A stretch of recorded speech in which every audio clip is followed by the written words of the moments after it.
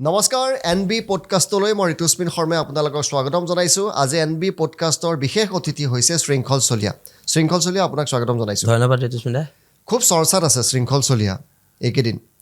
বাতৰি কাকতত শৃংখল, টিভিত শৃংখল, মুখ্যমন্ত্ৰীৰ মুখত শৃংখল, ৰাইজৰ মুখত শৃংখল, প্ৰতিবাদকাৰীৰ মুখত শৃংখল। কিয়? এইটো এটা স্বতঃস্ফূৰ্ত জাগৰণ আৰু এইটো আমি খিলঞ্জীয়া ভাৰ্চেছ অখিলঞ্জীয়া এখন সংগ্ৰাম আমি আৰম্ভ কৰিছোঁ শিৱসাগৰৰ পৰা। আশা ৰাখিছোঁ শিৱসাগৰৰ এই সংগ্ৰামখন সমগ্ৰ অসমত বিয়পি পৰক।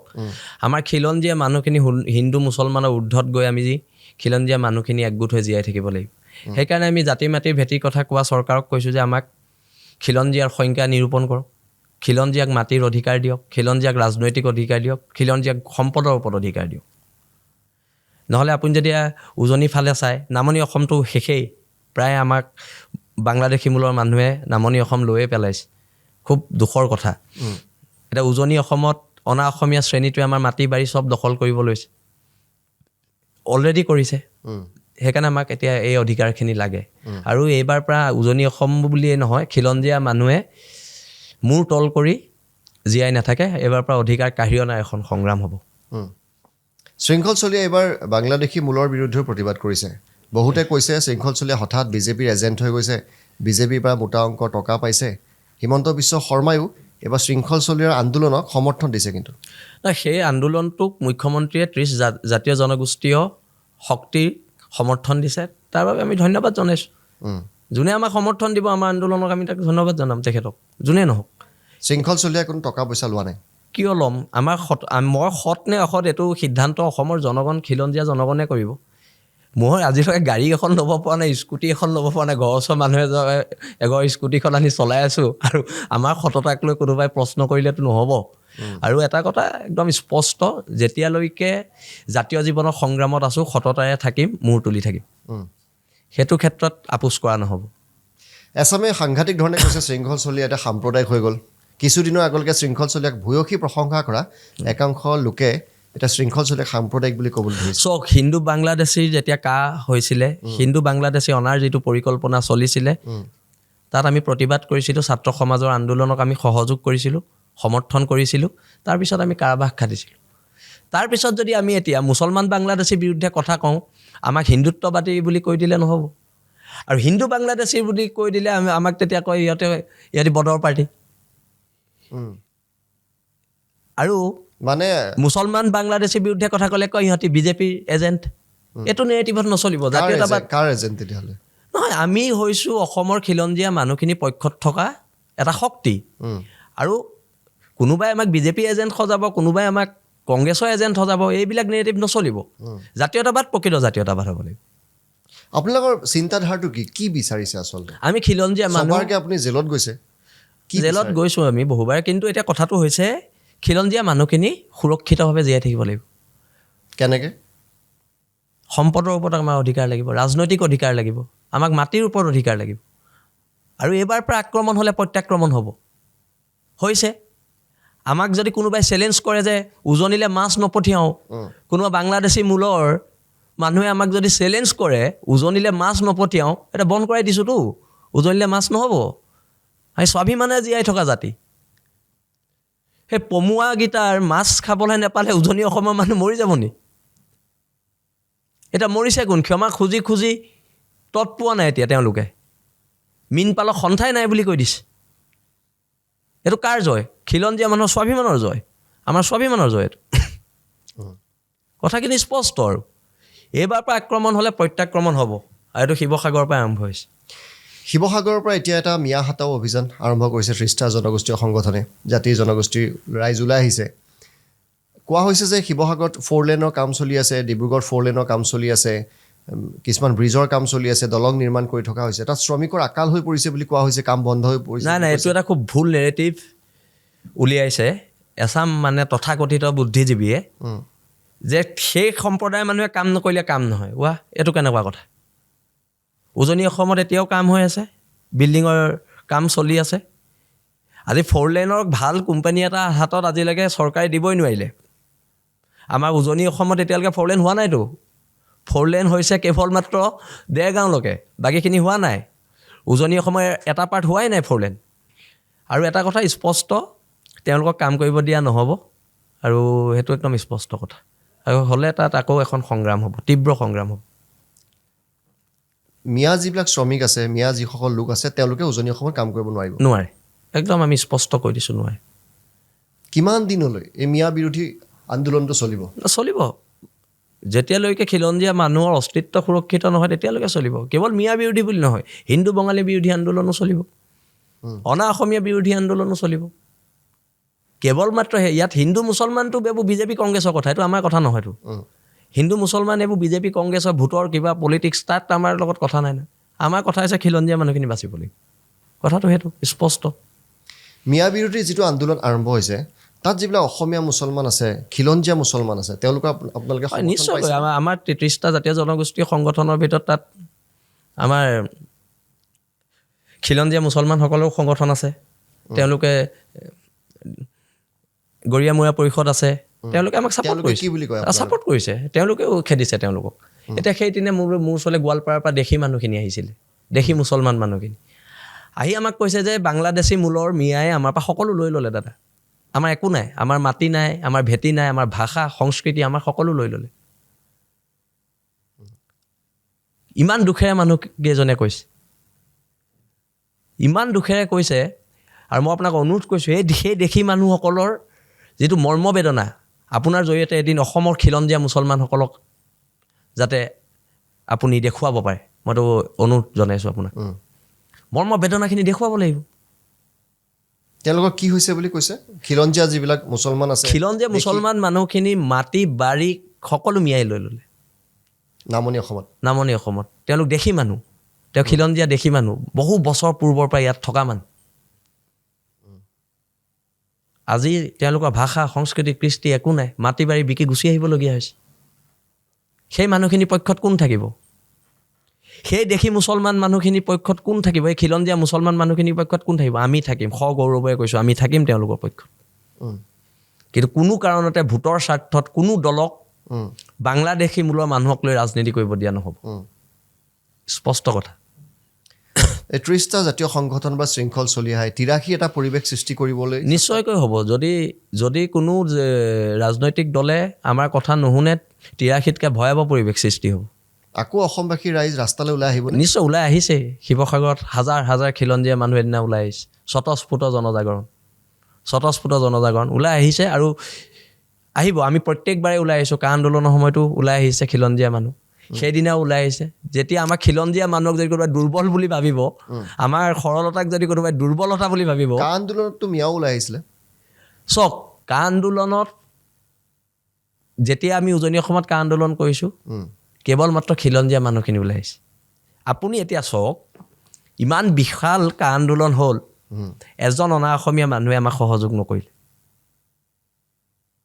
কাৰণ তেখেতৰ কাৰণে জাতি সিহঁতৰ কাৰণে জাতি গ'লে যাওক কিন্তু জাতি গ'লে আমি ক'ত থাকিম সেইকাৰণে আমাৰ মানুহখিনি ওলাই আহিছে আজি যদি অসমৰ পৰিৱেশ বেয়া হয় বাংলাদেশী মূলৰ মানুহখিনি বাংলাদেশ যাব ৰাজস্থানীখিনি ৰাজস্থানলৈ যাব বিহাৰৰ মানুহখিনি বিহাৰলৈ যাব ৱেষ্ট বেংগলৰ মানুহখিনি ৱেষ্ট বেংগল যাব আমাৰ খিলঞ্জীয়া মানুহখিনি ক'ত যাব আমিতো ইয়াতে যুঁজি থাকিব লাগিব যিমান বহিৰাগত শক্তিৰ বিৰুদ্ধেই নহওক আমিতো ইয়াতে যুঁজিব লাগিব এতিয়া কাৰ জৰিয়তেতো মানুহ অহাই নাই কেইজন মানুহ আহিলে অসমত নাই অহা কিন্তু কথাটো কাখন ভয়াৱহ যিটো আমি স্পষ্টকৈ কৈছোঁ কাখন ভৱিষ্যতৰ কাৰণে ভয়াৱহ ভৱিষ্যতৰ বিভিন্ন পৰিঘটনাৰ কাৰণে ভয়াৱহ এতিয়া বাংলাদেশক যিটো হৈ গ'ল তাৰপিছত অলপ প্ৰৱৰ্জনটো ত্ৰিপুৰাৰ ফালে হ'লেই কিন্তু অসমত নহ'লে তাৰ বাবে মই ধন্যবাদ জনাইছোঁ কিন্তু এইটো মানে ভৱিষ্যতৰ কাৰণে কাখন আমাৰ কাৰণে ক্ষতিকাৰক এতিয়া আপোনালোকে মানে দুটা পক্ষৰ লগত যুদ্ধখন চলাই আছে অনা অসমীয়া আৰু মিয়া অনা অসমীয়া আৰু বাংলাদেশী সি হিন্দু হওক মুছলমান হওক অনা অসমীয়া আৰু বাংলাদেশীৰ বিৰুদ্ধে এখন যুদ্ধ এখন খিলঞ্জীয়া আৰু অখিলঞ্জীয়াৰ মাজৰ যুদ্ধ আমি এইটো কোৱা নাই যে হিন্দু বাংলাদেশীকেইটা থাকক হিন্দু বাংলাদেশীকেইটা আমাৰ কাৰণে সিমানেই ক্ষতিকাৰক যিমান মুছলমান বাংলাদেশী আমাৰ কাৰণে ক্ষতিকাৰক আমাৰ কাৰণে আমচু যেনেকৈ আমাৰ কাৰণে ক্ষতিকাৰক আমাৰ কাৰণে বজৰং দলো ক্ষতিকাৰক আমাৰ কাৰণে বিশ্ব হিন্দু পৰিষদো ক্ষতিকাৰক হিন্দু বাংলাদেশীও মাটি বাৰী দখল কৰিছে নেকি দখল কৰিছে 10 ৰুমত হিন্দু বাংলাদেশীয়ে মাটি বাৰী দখল কৰিছে বিভিন্ন জেগাত লাহে লাহে দখলবোৰ আৰম্ভ হৈছে সেইকাৰণে আমি কৈছোঁ যে খিলঞ্জীয়া মানুহ উজনি অসমত লাহে লাহে ইমান হোৱা নাই কিন্তু চেষ্টা কৰি আছে চেষ্টা চলোৱা হৈছে কিন্তু উজনি অসমৰ দল সংগঠন সচেতন হৈ আছে কাৰণে বৰ্তমানলৈকে পৰা নাই কথাবোৰ এনেকুৱা হৈছে আৰু এটা কথা একদম স্পষ্ট এই যুদ্ধখন হিন্দু মুছলমানৰ নহয় এইখন খিলঞ্জীয়া আৰু অখিলঞ্জীয়াৰ যুদ্ধ খিলঞ্জীয়া আৰু বাংলাদেশীৰ যুদ্ধ তাত হিন্দু মুছলমান কোনোবাই ক'লে অসমীয়াৰ বিৰুদ্ধে আপুনি যেতিয়া যুদ্ধ কৰে আপোনালোকে যুদ্ধ কৰে শৃংখল চলিহা তেতিয়া সাংঘাতিক জাতীয়তাবাদ বুলি কয় সাংঘাতিক জাতীয়তাবাদী নেতা মিয়া মুছলমানৰ বিৰুদ্ধে যেতিয়া যুদ্ধ কৰা হয় শৃংখল চলিহা সাম্প্ৰদায়িক বুলি কোৱা হয় এইটো এটা অসমত বনাই দিলে এইবোৰ ৰাজনৈতিক দলবোৰে বনাইছে যাক নিৰ্দিষ্ট কিছুমান ভোট বেংক লাগে এতিয়া কথাবিলাক স্পষ্ট আমি জাতীয়তাবাদ হ'লে পিয়ৰ জাতীয়তাবাদৰ ক্ষেত্ৰত আপোচ নহ'ব পিয়ৰ জাতীয়তাবাদ এইবোৰ কথা মস্তিষ্কৰ উৰ্বৰতা নথকা মানুহে কয় আৰু জাতীয়তাবাদী আমি হয়নে নহয় সেইটো কোনোবা পলিটিকেল লিডাৰে আমাক ক'ব নালাগে সেইটো অসমৰ খিলঞ্জীয়া জনগণে ক'ব খিলঞ্জীয়া জনগণৰ ওচৰত আমি দায়বদ্ধ আমি কোনোবা পলিটিকেল লিডাৰৰ ওচৰত দায়বদ্ধ নি নহয় উজনি অসমত যিটো গৌৰৱ গগৈ এবাৰ বিজয় হ'ল লোকসভা নিৰ্বাচনত এইটো খুব ছিগনিফিকেণ্ট বুলি কোৱা হৈছে আপোনাৰ দৃষ্টিত গৌৰৱ গগৈৰ বিজয়ৰ মূল কাৰণ কি আছিল গৌৰৱ গগৈ বিজয়ৰ একদম মূল কাৰণটো হৈছে অনা অসমীয়া মানুহৰ বিৰুদ্ধে মানে আমাৰ যোৰহাটৰ লোকসভা সমষ্টি খিলঞ্জীয়া মানুহৰ সাংঘাতিক ক্ষোভ আছিল অনা অসমীয়াৰ বিৰুদ্ধে সাংঘাতিক ক্ষোভ আছিলে সেই ক্ষোভৰ কাৰণে গৌৰৱ গগৈক খিলঞ্জীয়া মানুহে ভোট দিছে কিন্তু গৌৰৱ গগৈক কোনো মাৰোৱাৰী সম্প্ৰদায়ৰ মানুহ কোনো বিহাৰী সম্প্ৰদায়ৰ মানুহ কোনো বঙালী সম্প্ৰদায়ৰ মানুহে ভোট দিয়া নাই আৰু কংগ্ৰেছে যদি ভাবিছে যে কংগ্ৰেছ তাত জিকিছে সেইটো ভুল ভাবিছে তাত গৌৰৱ গগৈ জিকিছে এজন খিলঞ্জীয়া যুৱক হিচাপে আৰু জাতীয়তাবাদী পক্ষৰ মানুহৰ ভোটত জাতীয়তাবাদী লোকসকলে কিয় এবাৰ কংগ্ৰেছক ভোট দিলে কাৰণ তাত কেণ্ডিডেট নাছিলে জাতীয়তাবাদৰ কেণ্ডিডেট নাই তাত দুজনেই কেণ্ডিডেট আৰু বাকী কেইজনমানটো এনেই উঠে আৰু প্ৰত্যেকবাৰে উঠে এই দুজনেই কেণ্ডিডেট এই ক্ষোভটো কিয় সৃষ্টি হ'ল তাত সাংঘাতিক উৎপাত হ'ল অনা অসমীয়া মানুহৰ মাৰোৱাৰী সম্প্ৰদায়ৰ বিহাৰী সম্প্ৰদায়ৰ বেংগলী সম্প্ৰদায়ৰ মানুহৰ তেওঁলোকে যেতিয়া আমাৰ মানুহক মাৰিব ল'লে পিটিব ল'লে মানুহ একত্ৰিত হ'ব ল'লে লাহে লাহে তাৰ পৰিণাম আপোনালোকে শিৱসাগৰত দেখিলে আমি সেইকাৰণে অনা অসমীয়া মানুহখিনিক আপোনাৰ জৰিয়তেও কৈ দিছোঁ আমি সহজ হয় সৰল হয় কিন্তু আমি দুৰ্বল নহয় আৰু দুৰ্বল যে নহয় এইটো আমি প্ৰমাণ কৰি দিছোঁ কেইবাবাৰো আৰু আগলৈ হ'লে আগলৈও প্ৰমাণ কৰিম আমাৰ মানুহক গৌৰৱ গগৈ এই জয়ত আপোনালোকৰ অৰিহণা আছে বুলি কয় যে বীৰ লাচিত সেনাৰ বহু সদস্যই গৌৰৱ গগৈক প্ৰত্যক্ষভাৱে সহায় কৰিছিলে নিৰ্বাচনত কিমান দূৰ সত্য এইটো সহায় কৰিছে আৰু দল সংগঠনে সহায় কৰিছে কাৰণে গৌৰৱ গগৈ জিকিছে দল সংগঠনে সহায় নকৰাহেঁতেন জাতীয়তাবাদৰ যিটো ভোট সেইটো জাতীয়তাবাদৰ ভোটটো কমপ্লিট গৌৰৱ গগৈলৈ ট্ৰেন্সফাৰ হৈছে আৰু সেইকাৰণে গৌৰৱ গগৈ ইমান অসম গণ পৰিষদ বিজেপিৰ লগত থাকিও সেই ভোটটো বিজেপিয়ে নাপালে গোটেই জাতীয়তাবাদী ভোটটো গোটেই এজিপি যিমান মানুহ আছিলে চবেই গৌৰৱ গগৈকে ভোট দি দিলে অসম গণ পৰিষদৰ যিমান মানুহ আছিলে 90%-এ গৌৰৱ গগৈকে ভোট দিছে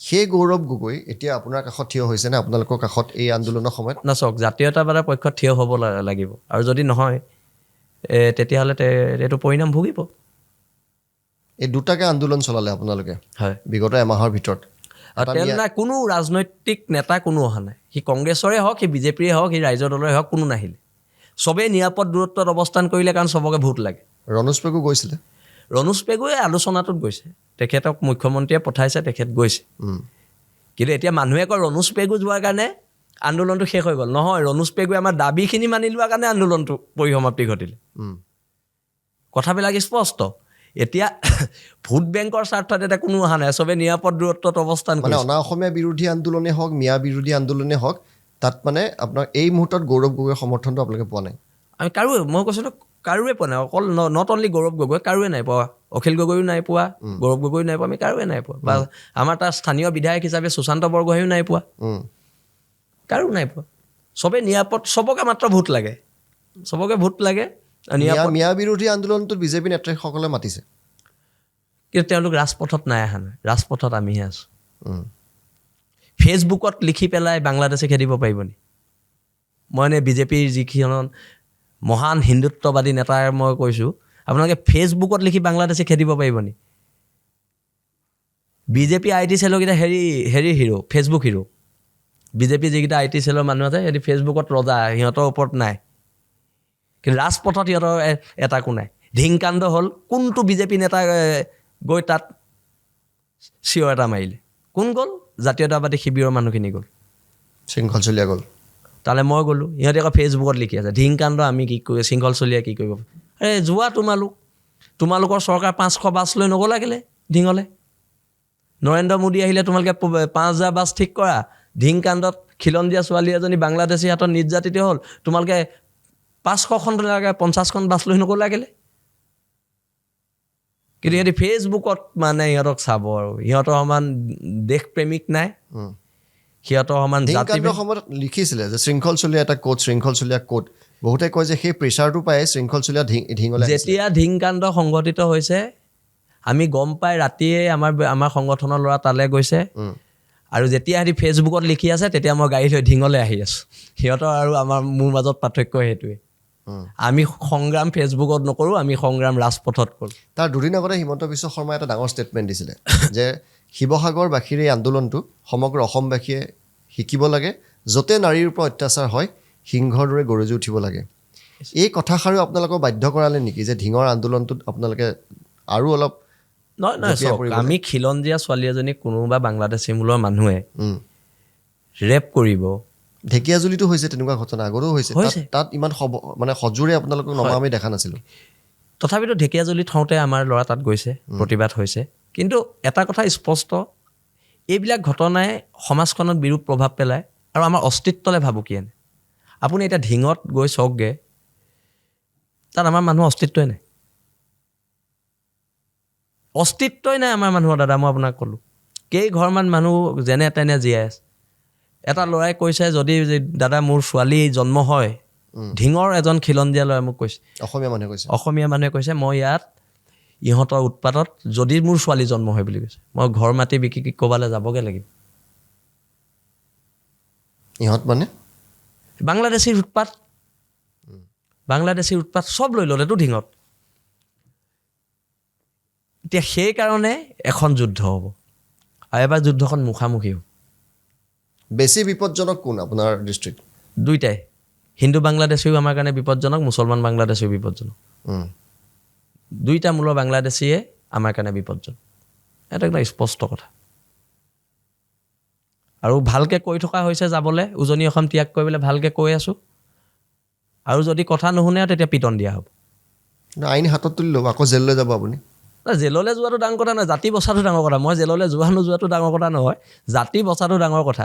আৰু যদি আৰু এইবাৰ নেমানে আৰু পিটন হ'ব। আৰু সেইকাৰণে বাৰে বাৰে 7 দিন সময় দিছোঁ, প্ৰায়খিনি গৈছেই। আমি বাছবিলাকৰ এতিয়া মানুহ নাইকিয়া হৈছে, বাছবিলাকৰ মালিকবোৰে আমাক ফোন কৰিছে যে একদম বাছত জেগা নাইকিয়া হৈ গৈছে, ইহঁতি পলাইছে ইয়াৰ পৰা কৈছে, আৰু পলাব লাগিব, নপলালে আৰু আমি দিগদাৰ কৰিম। 2004-05 চনতো উজনি অসমৰ পৰা এনেকৈ মিয়া পলাইছিলে এটা সময়ত, চব পলাইছিলে, বিহাৰী মিয়া চবকে খেদিছিলোঁ 2004-05 চনত। তেতিয়াও খুব পিটন দিয়া হৈছিলেতো আৰু এতিয়া কথাটো একদম স্পষ্ট, এইবাৰৰ পৰা আহিবলৈ মানা কৰি দিছোঁ, আৰু আহিলে আৰু দিগদাৰ আছে। আৰু যদি কোনোবাই আমাৰ যদি বদনকেইটাই, আমাৰ আকৌ অসমীয়া মানুহৰ বদন বহুত, আমাৰ যদি বদনকেইটাই আকৌ কামত লগাই তেতিয়া সেই বদনকেইটাকে প্ৰথম পিটি লোৱা হ'ব। আৰু সেইকাৰণে এইটো কথা আমি একদম স্পষ্টকৈ কৈ দিছোঁ, কোনো বাংলাদেশী উজনি অসমত থাকিব নোৱাৰিব। অসমীয়া মানুহৰ সমৰ্থনটো আপোনালোকক লাগিব, নহ'লে কেৱল পিটন দিম, মাৰিম, কাটিম এনেকৈতো আপোনালোকে সমাধান কৰিব নোৱাৰিব বিষয়টো। ৰাইজৰ সমৰ্থন লাগিব।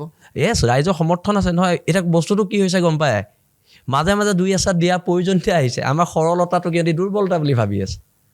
আমি যে অতিথি পৰায়ণ, আমাক সেইকাৰণে সিহঁতি দুৰ্বল বুলি ভাবি আছে। সেইকাৰণে মাজে মাজে দুই এচাট দি থাকিব লাগিব, কাৰণ আমি 17 বাৰ মোগল পৰাস্ত কৰা জাতি, শৌৰ্য বীৰ্যৰ এটা মহিয়ান জাতি, আৰু সেই জাতিটোৰ ওপৰত বাৰে বাৰে আক্ৰমণ কৰি থাকিব। আমাৰ মাটি বাৰী কোনোবাই কাঢ়ি ল'ব, আমাৰ সকলোখিনি কাঢ়ি ল'ব। আমি ঘৰত বহি ফেচবুকত লিখি থাকিলেতো নহ'ব, ৰাজপথত বিহাৰীসকলেতো টকা দি অসমীয়াৰ পৰা ক্ৰয় কৰিছে মাটি। নিশ্চয়, আমি সেইটোৱে কৈছোঁ, কোনো খিলঞ্জীয়া মানুহে কিয় বিকিব পাৰিছে? কাৰণ আমাৰ আইন নাই, আইনখন নাই। খিলঞ্জীয়া মাটিৰ অধিকাৰ দিয়া নাই আমাক। আজি নাগালেণ্ডত কিনিব নোৱাৰে, অৰুণাচলত কিনিব নোৱাৰে, অসমত পাৰে, ত্ৰিপুৰাত পাৰে। ত্ৰিপুৰা গুচি গ'ল ত্ৰিপুৰীসকলৰ হাতৰ পৰা। এতিয়া আমাৰ অসমখন যাওঁ গুচি গ'ল। এই প্ৰক্ৰিয়াটো যদি চলি থাকে, অসমৰ আয়ুস আৰু কিমান দিন আছে বুলি ভাবে? অসমীয়া জাতিটোৱে যদি এতিয়াই নোযুঁজে, এতিয়াই যদি মাটিৰ অধিকাৰ, সম্পদৰ অধিকাৰ, ৰাজনৈতিক অধিকাৰ লৈ নলয়, অসমীয়া জাতিৰ ভৱিষ্যত অতি ভয়াৱহ। সেইকাৰণে এইখনে আমি শেষ শৰাইঘাটৰ যুদ্ধ বুলি কৈছোঁ, আৰু এখন যুদ্ধত এবাৰ আমি জিকিব লাগিব। কোনো পধ্যে হাৰিবলৈ নহ'ব এবাৰ ফিল্ডত যিহেতু আমি নামিছোঁ আমি সকলো ঐক্যবদ্ধ হৈ নামিছোঁ আৰু সেইকাৰণে এবাৰ জিকাটো এই নিশ্চিত আন্দোলনবিলাক জিকিবলৈ ৰাজনৈতিকভাৱেও আপোনালোক সবল হ'ব লাগিব হয় আপোনালোকে যেতিয়ালৈকে ৰাজনৈতিকভাৱে সফল নহয় চৰকাৰ এখন আপোনালোকৰ লগত নাথাকে কেনেকৈ সফল মানে কেনেকৈ আপোনালোকে এই কামটো চৰকাৰক কৰিব? বাধ্য কৰাব লাগিব আন্দোলন ৰাষ্ট্ৰীয় দল ৰাষ্ট্ৰীয় দল হওক যি হওক চৰকাৰক বাধ্য কৰাব আমি পাৰিব লাগিব আৰু এইটো এটা বৃহৎ লবি এটা হিন্দী লবিও আছে এটা হিন্দী লবিয়েও আমাক লাহে লাহে আগ্ৰাসন কৰিছে সেইকাৰণে আমি কৈছোঁ যে আমাক এইখিনি অধিকাৰ দিয়ক এনেই জাতি মাটি ভেটি কথা ক'লে নহ'ব মই দেখিছোঁ নিৰ্বাচনৰ সময়ত বিজেপিয়ে ক'ব জাতি মাটি ভেটি কংগ্ৰেছে ক'ব জাতি মাটি ভেটি তাৰপিছত জনজাতিকৰণৰ কথা বিজেপিয়েও ক'ব কংগ্ৰেছেও ক'ব তাৰপিছত 5 বছৰলৈ নহয় আকৌ ইলেকশ্যন আহিব আকৌ হ'ব তেনেকৈ চলি থাকিব এই মানে ৰাজনৈতিক নেতাবোৰ অকণমান লাজ পাব লাগে অকণমান ইমান মিছা কথা কেনেকৈ ৰাজনৈতিক নেতাবোৰে কয় মই বুজি নাপাওঁ ইমান মিছা কথা মানে সেইকাৰণেতো কোৱা হয় যে ৰাজনীতি ভাল মানুহৰ নহয় হয় এতিয়াতো সেইকাৰণে আমি এইবাৰ কৈছোঁ যে শৃংখলচলীয়া ৰাজনীতিলৈ আহি আছে কেতিয়া আহিব এতিয়ালৈকে আমি ভবা নাই ৰাজনীতিৰ কথা কিন্তু অসমৰ খিলঞ্জীয়া জনগণে যদি কয় যে প্ৰকৃত জাতীয়তাবাদটা প্ৰতিষ্ঠা কৰিব লাগে তোমালোক আহা এতিয়া 2021 ৰাইজৰ দল যেতিয়া গঠন হৈছিলে মই তাৰ চিফ আছিলোঁ তাৰপিছত মুখ্য আহ্বায়ক আছিলোঁ তাৰপিছতে আপোনাৰ সেই সময়ত শিৱসাগৰ জনগণে ক'লে যে তই ইলেকশ্যন খেলিব নালাগে আমি নাই খেলা আমি জনগণৰ কথা মতে চলিম বীৰ লাচিত থানাৰ সৈনিকসকলৰ মতে চলিম বীৰ লাচিত থানাৰ সৈনিকসকলে ক'লে নাই আপোনাৰ প্ৰয়োজন এতিয়া সংগঠনত আছে আপুনি সংগঠন কৰক সংগঠনত থাকিলোঁ কথাটো খিলঞ্জীয়া মানুহে যদি বিচাৰে কৰিম যদি নিবিচাৰে নকৰোঁ অখিল গগৈৰ ভূমিকাটো অখিল গগৈ যেতিয়া জেলত আছিলে জেলৰ পৰা নিৰ্বাচন তেওঁ জয়ী হৈছিলে আৰু সেই জয়ত বীৰ লাচিত সেনাৰ এটা খুব গুৰুত্বপূৰ্ণ ভূমিকা আছে গুৰুত্বপূৰ্ণ নহয় বীৰ লাচিত থানাই জিকাইছে অখিল গগৈ অখিল গগৈ মানে নেমানে সেইটো ডাঙৰ কথা নহয় অখিল গগৈক বীৰ লাচিত থানাই জিকাইছে তাত বেলেগ কথা নাই বীৰ লাচিত থানাৰ কাৰণে অখিল গগৈ জিকিছে আৰু অখিল গগৈ মানিলেও নেমানিলেও যেতিয়া ইতিহাস লিখিব বীৰ লাচিত থানাৰ নাম তাত সোণালী আখৰে লিখা থাকিব আৰু বাকী কাৰো কথা লিখা নাথাকিব যিটো উদ্দেশ্যৰে আপোনালোকে জিকাইছিলে সেই উদ্দেশ্যটো সফল হৈছে কথাটো হ'ল সেই সময়ত এটা বস্তু আছিলে জাতীয়তাবাদটো প্ৰতিষ্ঠা কৰিব লাগে গোটেই উজনি অসমখনত বিজেপি জিকিলে অকলে এটা চিটত অখিল গগৈ জিকিলে আৰু আমি তাত জাতীয়তাবাদটো প্ৰতিষ্ঠা কৰিলোঁ বছ তাৰ পৰৱৰ্তী পৰ্যায়ত তেওঁ কি কৰিছে আমি তেওঁৰ ওচৰলৈও যোৱা নাই তেওঁ অহা নাই কামো বিচাৰি যোৱা নাই একো কৰি যোৱা নাই যোৱা বহুতে কয় যে তেওঁ মিয়াৰ ৰক্ষক অখিল গগৈ চাওক এটা কথা স্পষ্ট হিন্দু মুছলমান দুইটা বাংলাদেশীৰ বিৰুদ্ধে প্ৰত্যেক ৰাজনৈতিক নেতাই ক'ব লাগিব আৰু নহ'লে চবকে বৰ্জন কৰা হ'ব হিন্দু বাংলাদেশীৰ বিপক্ষেও ক'ব লাগিব মুছলমান বাংলাদেশীৰ বিপক্ষেও ক'ব লাগিব নাটক বহুত হ'ল আৰু এইবাৰ জাতি বচোৱা এখন যুদ্ধ তাত আৰু বেলেগ কথা নাই ৰাজনৈতিক নেতাই সদায় আহি আমাক বুৰ্বক বনাব এই বস্তুবিলাক নচলিব অখিল গগৈৰ ভূমিকাটো তেওঁ দুইটা ক'ব লাগিব অখিল গগৈ হিন্দু মুছলমান দুইটা বাংলাদেশী বিৰোধিতা কৰিব লাগিব নহ'লে তেওঁ বিৰোধ কৰিম বিজেপিয়ে হিন্দু মুছলিম দুইটা বাংলাদেশী বিৰোধ কৰিব লাগিব নহ'লে আমি বিৰোধ কৰিম কংগ্ৰেছে হিন্দু মুছলমান দুইটা বাংলাদেশী বিৰোধ কৰিব লাগিব নহ'লে আমি বিৰোধ কৰিম কংগ্ৰেছক নাটকবাজি নচলিব এবাৰ মানে সেইটো একদম স্পষ্ট কথা এনেই জাতি মাটি ভেটি জনজাতিকৰণ দিম এইবোৰ নচলিব দিব লাগিব আপোনালোকে যিটো আন্দোলন কৰিলে যথেষ্ট ৰাইজ ৰাজপথলৈ ওলাই আহিছিলে আৰু বহুদিনৰ মূৰত অসমীয়া ৰাইজে যেন পুনৰ আন্দোলন কৰিছে এনেকুৱা এটা পৰিৱেশ আমি দেখিছিলোঁ কিন্তু শেষত যেন গোটেই ক্ৰেডিটটো হিমন্ত বিশ্ব শৰ্মাই লৈ গ'ল হিমন্ত বিশ্ব শৰ্মাই সেই আন্দোলনক সমৰ্থন কৰি দিলে যিটো ঢৌ আছিলে গৌৰৱ গগৈ জয়ৰ সময়ত যিটো ঢৌ হৈছিলে সেই গোটেই যেন চেণ্টিমেণ্টটো হিমন্ত বিশ্ব শৰ্মাই লৈ গ'ল সমৰ্থন কৰি চাওক মই সদায় ব্যক্তিগতভাৱে আন্দোলনৰ সফল পৰিসমাপ্তি বিচাৰোঁ ৰিজাল্ট আমি ৰিজাল্ট কেলৈ পালোঁ 30টা জাতীয় জনগোষ্ঠীয় সংগঠন একলগ হৈ প্ৰতিবাদ কৰিলে আগতে প্ৰতিবাদবোৰ ভাগ ভাগ হয় এবাৰ একলগ হৈ হ'ল আমি সেইকাৰণে তাৰ ৰিজাল্ট পালোঁ বছ মই ৰিজাল্ট পালোঁ তাৰ ক্ৰেডিট কোনে পাইছে নাই পোৱা মোৰ তাত ক'বলগীয়া নাই ৰিজাল্ট পালোঁ আঁঠু কাঢ়িব লাগিব কৈছিলোঁ আঁঠু কঢ়ালোঁ বছ আমি ৰিজাল্ট পালোঁ মাপ খুজিব লাগিব কৈছিলোঁ তামোল পাণৰ বটা দি গামোচালৈ মাপ খুজিব লাগিব কৈছিলোঁ মাপ খুজিলে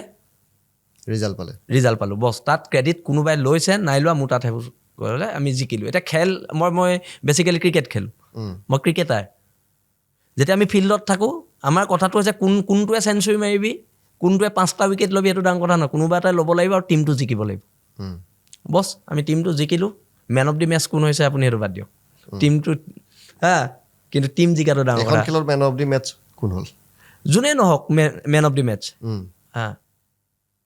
আমি শেহতীয়াকৈ হিমন্ত বিশ্ব শৰ্মাই শৃংখল চুলীয়াক প্ৰশংসা কৰা দেখা গৈছে আনকি শৰৎকালীন অধিৱেশনতো আপোনাৰ নাম লৈছে আৰু আপোনাক প্ৰশংসা কৰিছে হিমন্ত বিশ্ব কি শৰ্মাই বুলি কৈছিলে দাদা আপোনাৰ এই আন্দোলনটোক লৈ প্ৰশংসা কৰিছে খিলঞ্জীয়া আন্দোলনটোক লৈ এই বিষয়ত আপুনি কি ক'ব আমি ধন্যবাদ জনাইছোঁ যদি গণতান্ত্ৰিক আন্দোলনত এজন জনপ্ৰতিনিধিয়ে সন্মান জনাইছে ভাল কথা আমি ধন্যবাদ জনাইছোঁ আৰু সেই প্ৰশংসাৰ বাবে বহুতে আপোনাক এতিয়া সন্দেহৰ দৃষ্টিৰে চাবলৈ লৈছে চাওক এইবোৰ মানুহে কৈ থাকিব আমি জাতীয় জীৱনত আছোঁ কেতিয়াবা ক'ব কংগ্ৰেছৰ এজেণ্ট কেতিয়াবা ক'ব বিজেপিৰ এজেণ্ট আমি আমাৰ লাইনত গৈ থাকিম আৰু জাতীয়তাবাদ প্ৰতিষ্ঠা কৰিম এইটো কেতিয়াও হ'ব নোৱাৰে যে হিন্দু বাংলাদেশী এগেইনষ্ট কৰিলে শৃংখল চলীয়া জাতীয়তাবাদী আৰু মুছলমান বাংলাদেশী এগেইনষ্ট কৰিলে শৃংখল চলীয়া এই বিজেপি এজেণ্ট এইটোতো হ'ব নোৱাৰিব ন এতিয়া দল সংগঠনৰ বিষয়ে কিছু কথা পাতিব বিচাৰিছোঁ বীৰ লাচিত সেনাৰ বিৰুদ্ধে অভিযোগ উঠে যে বীৰ লাচিত সেনাই গুণ্ডা টেক্স সংগ্ৰহ কৰে বীৰ লাচিত সেনাই চান্দা তোলে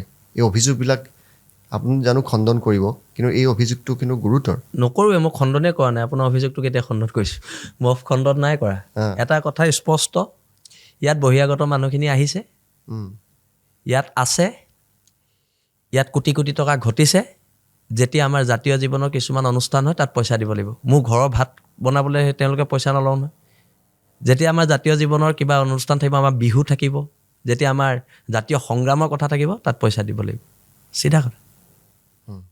চিধা কথা তাত খণ্ডন কৰিবলৈ নাই দিব লাগিব পইচা ইয়াত সেইটোতো এক্সটৰ্চন হৈ যাব নাই যি হওক দিব লাগিব ইয়াত আছক পইচা দিব লাগিব আমি ঘৰ চলাবলৈ পইচা নলওঁ জাতীয় অনুষ্ঠানৰ কাৰণে লওঁ বিহুৰ কাৰণে লওঁ দিব লাগিব শৃংখল চলীয়াৰ উপাৰ্জন কি মোৰ উপাৰ্জন আছে মোৰ এটা ৱৰ্কশ্বপ আছে এইটো আমাৰ শিৱসাগৰ আমাৰ ৱৰ্কশ্বপটোৱে গাড়ীৰ এইটো আটাইতকৈ পুৰণা ৱৰ্কশ্বপ মোৰ দেউতাই প্ৰতিষ্ঠা কৰা এতিয়া মই চাই আছোঁ তাৰ বাহিৰে একো তাৰ বাহিৰে মোৰ গেৰেজ এটা আছে আল্টিমেটলি ক'বলৈ গ'লে মই মেকানিকৰ ল'ৰা মই এতিয়া মেকানিকেই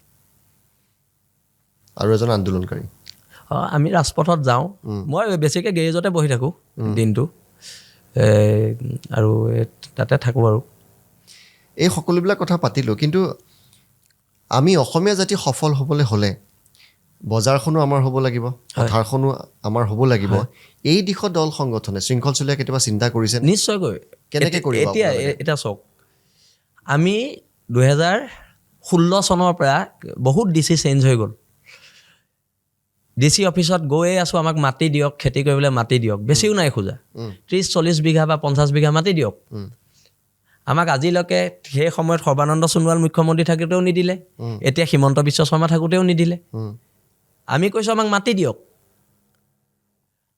আমি এখন আদৰ্শ কৃষি পাম আমি গঢ়ি দেখুৱাম অসমৰ জনগণক সদায় বিপ্লৱৰ এটা বিন্দু থাকে বিন্দুটোৰ পৰা বিপ্লৱ আৰম্ভ হয় এটা বিন্দু লাগিব কিন্তু চৰকাৰে আমাক সহায় নকৰে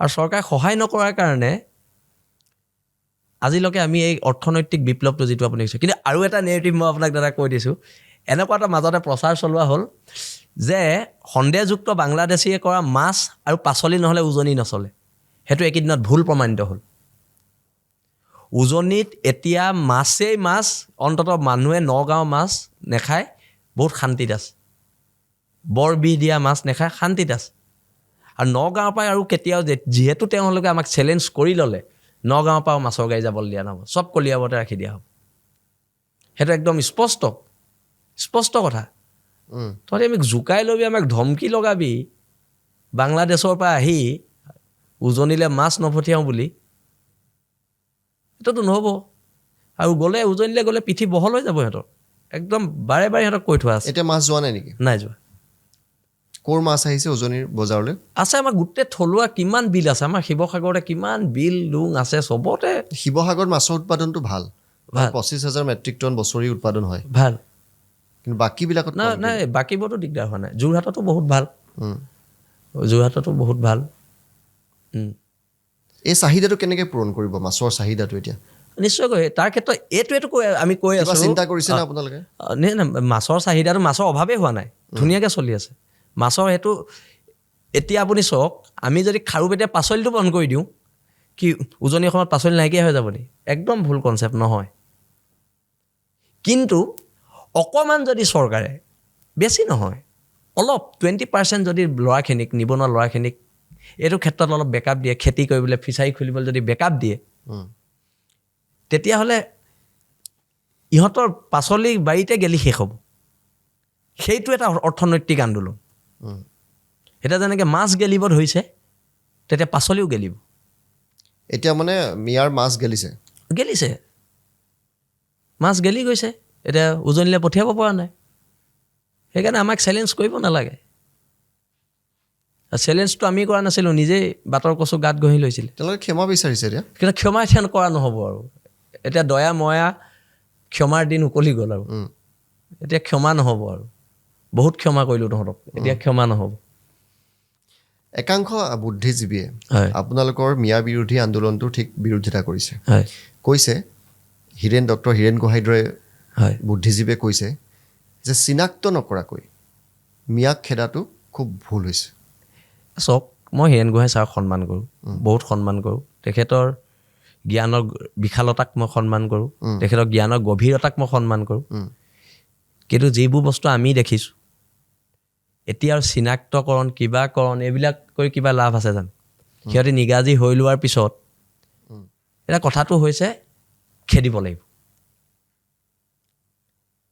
এইবিলাক কথা নহয় তাৰমানে খেদাটো ইমান সহজ নহয় খেদিছোঁৱেই আধা নাইকিয়াই হ'ল আৰু আধা কি 80% নাইকিয়া হ'ল আৰু 10% 20% আছে সেইখিনিও যাব লাগিব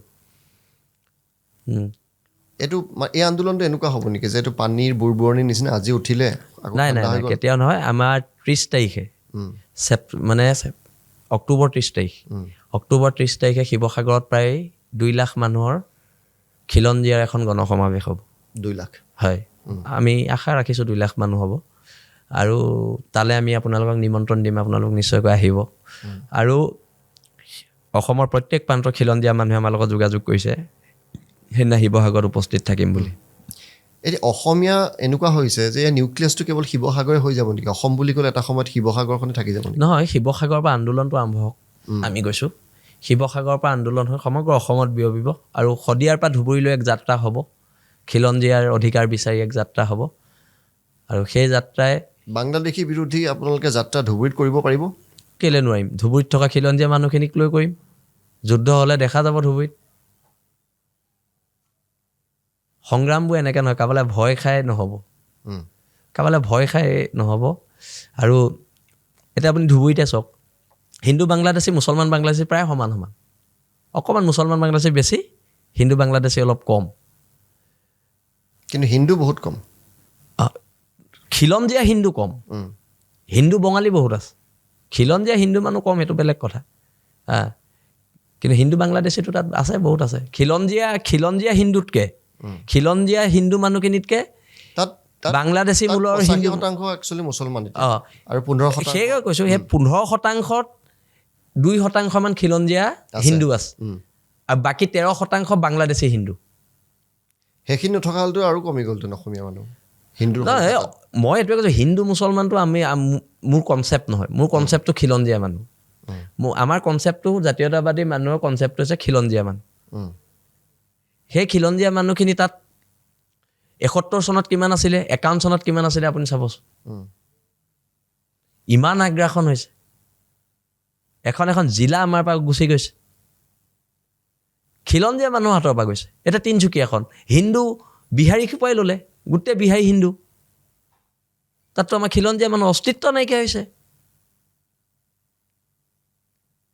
কথাটো সেনেকুৱা সেইকাৰণে আমাক হিন্দু মুছলমানৰ শাৰী তোলে যোনে যোনে নিবলৈ চাইছে তেওঁলোকক আমি স্পষ্টকৈ কৈ দিছোঁ যে এইবিলাক থাৰ্ড ক্লাছ কথাৰে আপোনালোকে অসমৰ জনগণক বিভ্ৰান্ত নকৰিব শেহতীয়াকৈ আলফাৰ সমৰ্থন আপোনালোকে পাইছে নিষিদ্ধ ঘোষিত সংগঠন এই ক্ষেত্ৰত কি ক'ব থলগিৰি মানুহ চব লগ হৈছে তেতিয়াও মই পৰেশ বৰা ডাঙৰীয়াক কৈছোঁ যে এখন আলোচনাৰ প্ৰয়োজনীয়তা আছে যদি মধ্যস্থতাকাৰী ভূমিকা আমি ল'ব লাগে আমি ল'ম কিন্তু আপুনি আলোচনালৈ আহক আপোনাক এতিয়া অসমত প্ৰয়োজন হৈছে ফৰেষ্টবোৰক অসমত প্ৰয়োজন হৈছে নিশ্চয়কৈ আহক আমাৰ ভূমি অধিকাৰৰ ক্ষেত্ৰত মাত মাতক আমাৰ খিলঞ্জীয়া অধিকাৰৰ ক্ষেত্ৰত মাত মাতক ৰাজনৈতিক অধিকাৰ সম্পদৰ অধিকাৰ এইখিনিৰ ওপৰত মাত মাতক খিলঞ্জীয়া সংজ্ঞা এটা নিৰূপণ হওক আমি এই কথাখিনি চিন্তা কৰি আছোঁ অসমীয়াৰ কথা পাতিব বিচাৰিছোঁ অসমীয়া জাতিটোৰ বাবে হয়। অসমীয়া জাতি সঁচাকৈ সংকট আৰু স্বয়ং মুখ্যমন্ত্ৰীগৰাকীয়ে কৈছে যে নুমাব ধৰা এটা চাকি হৈ পৰিছে অসমীয়া জাতি হয় এই জাতিটোক এতিয়া পুনৰ উদ্ধাৰ কৰিবলৈ এই জাতিটো সগৌৰৱে থিয় হৈ থাকিবলৈ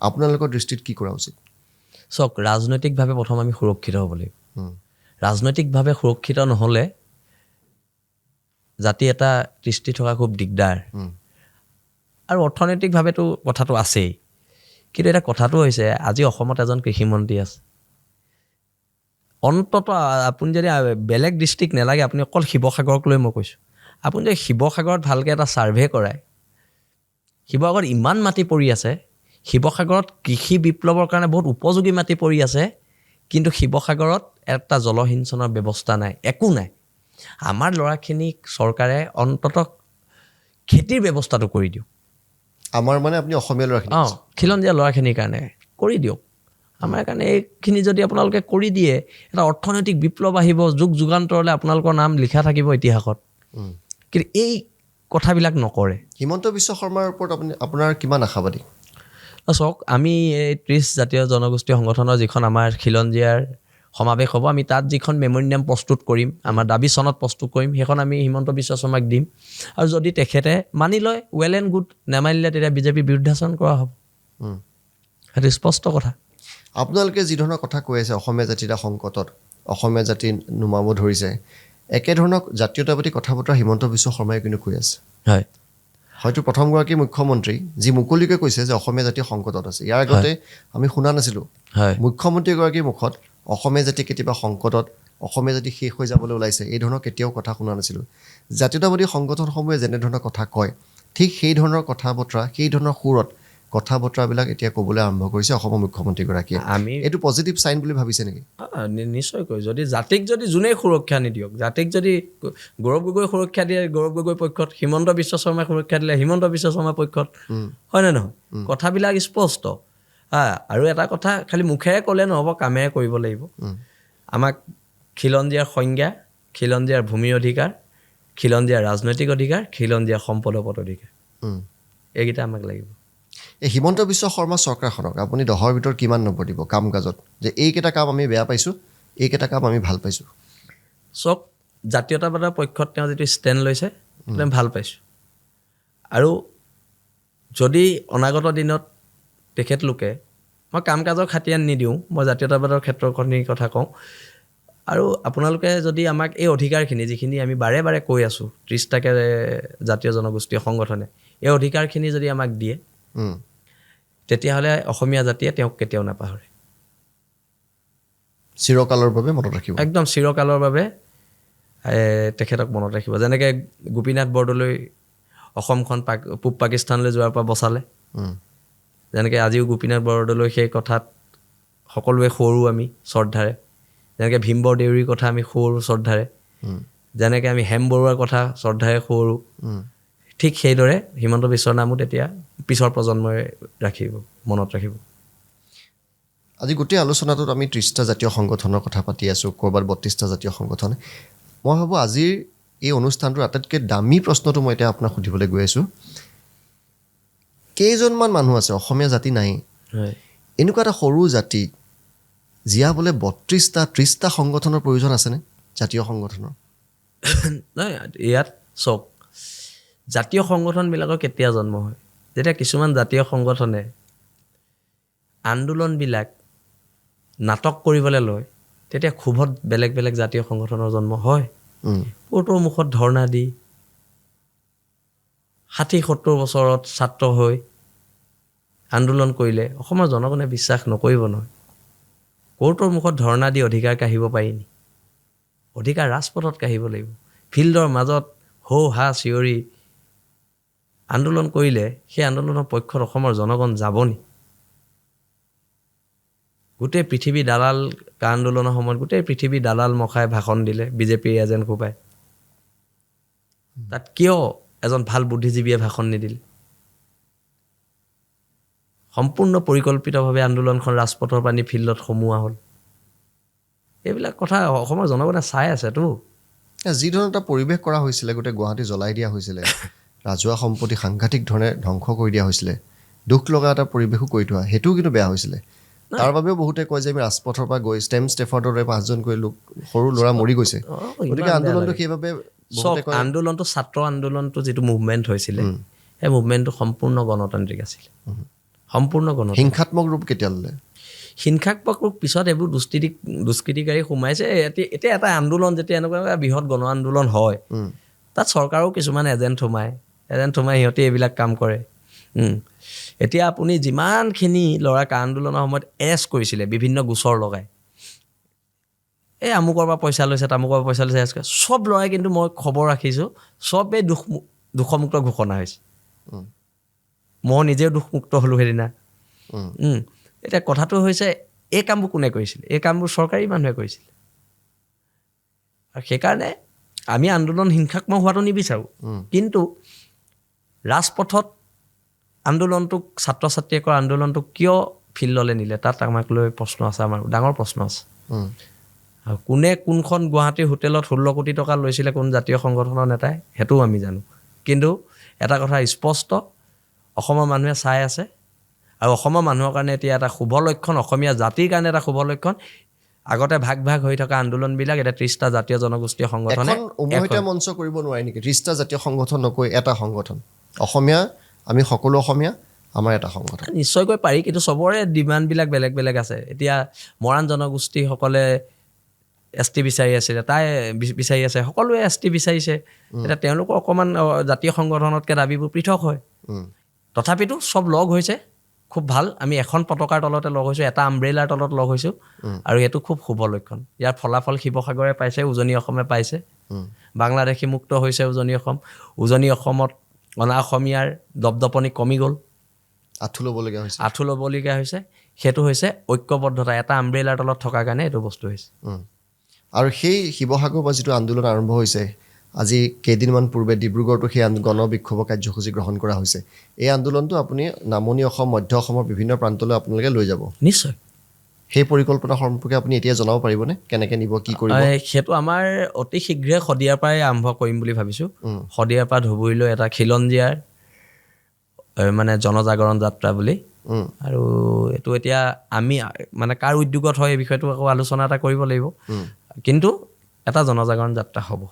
আৰু সেইবোৰ বাঘবৰ, মন্দিয়া, বৰপেটা, গোৱালপাৰা, ধুবুৰী, নিশ্চয়। বৰপেটালৈ মোক মাতিয়ে আছে, মই বৰপেটা যাব পৰা নাই। বৰপেটা, গোৱালপাৰা মাতি আছে, নিশ্চয়কৈ যাম। তাৰ খিলঞ্জীয়া মানুহখিনিক লগ কৰিম, যাম। বাঘবৰো যাম, জনিয়াও যাম। শৃংখল চলিহাৰ ব্যক্তিগত জীৱনলৈ আহিছোঁ, যিটো এটা পডকাষ্ট, আমি কিছু ব্যক্তিগত কথা বতৰা পাতোঁ। শৃংখল চলিহাই দুদিনমানৰ পূৰ্বে, বেছিদিন হোৱা নাই, আপুনি বিবাহপাশত আবদ্ধ হৈছে। আপুনি প্ৰায় জেলত গৈ থাকে, আপোনাৰ ঘৰত একো নকয়? মোৰ মা সাহসী মহিলা, মোৰ সহধৰ্মিনীও সাহসীয়ে বাৰু তাই। আৰু মই বিয়া পতাৰ আগতেই তেওঁলোকৰ ঘৰৰ সকলোকে কৈ দিছোঁ, মোৰ কিন্তু ৰাস্তাটো অলপ বেলেগ, মাজে মাজে জেল চেল গৈ থাকিব লাগিব, তাৰ কাৰণে যদি সাজু আছে মই তেতিয়াই বিয়া পাতিম। তেতিয়া সাজু আছে থকাৰ কাৰণে বিয়া পাতিলোঁ। মোৰ দেউতা 127 বাৰ জেললৈ গৈছে অসম আন্দোলনৰ সময়ত, আৰু মায়ে এইবিলাক দেখি দেখি অভ্যস্ত। মানে 1979ৰ পৰা এই 2024লৈকে ঘৰলৈ পুলিচে আহি আছে, আপুনি বুজিছেনে? মানে এটা মানে সেইদিনা মায়ে কৈছে 20 বছৰমান দেউতাক বিচাৰি, এই লাষ্ট 10 বছৰ তোক বিচাৰি পুলিচে আহি আছে। মানে আমি জাতীয়তাবাদৰ এখন কঠীয়াতলী আমাৰ ঘৰখন, আৰু সেইকাৰণে মানে জাতীয়তাবাদৰ ক্ষেত্ৰত কোনোবাই আমাক আৰু কথা ক'বলৈ আহিলে অলপ খং উঠে, কাৰণ আমি সৰুৰ পৰা জাতীয়তাবাদ দেখিছোঁ, জাতীয়তাবাদ শুনিছোঁ, দেউতাহঁতৰ মুখত অসম আন্দোলনৰ কাহিনী শুনিছোঁ। আৰু তাৰপিছত আৰু কোনোবাই নম্ৰ ভদ্ৰ জাতীয়তাবাদ। জেলত থকা দিনবিলাকত, জেলত যেতিয়া আপুনি থাকে, হয়, তেতিয়া ভাবেনে ভুল কৰিলোঁ মই জেলত থাকিব? নাই। মই জেলত থাকিলে খুব কিতাপ পঢ়োঁ, সেইকেইদিন ৰিলেক্স হওঁ আৰু ভালেই হয়। মানে কি কেইদিনমান অকণমান, কিছুমান মানুহে কয়, জাতিক ভাল পোৱা অসমীয়া মানুহে কয় যে শৃংখল চলিহা আচলতে কিছু ক্ষেত্ৰত সংযম হ'ব লাগে, এই ঘপককৈ কাৰোবাৰ মুখত থু পেলাই দিছে। এতিয়া চাওক, মই আপোনাক তাতে এটা প্ৰশ্ন কৰিছোঁ, 3 তাৰিখৰ দিনা সেই যে কৈছিলে আমি থু পেলাইছোঁ বুলি, সেই কেছটোত আমাক দোষমুক্ত ঘোষণা কৰিছে কোৰ্টে। কোৰ্টে কৈছে আমি থু মৰা নাই, কিন্তু কিছুমানে কৈ আছে আমি থু মাৰিছোঁ। এতিয়া কোৰ্টক মানুহে গুৰুত্ব দিব, কোৰ্টৰ ৰায়টোক গুৰুত্ব দিব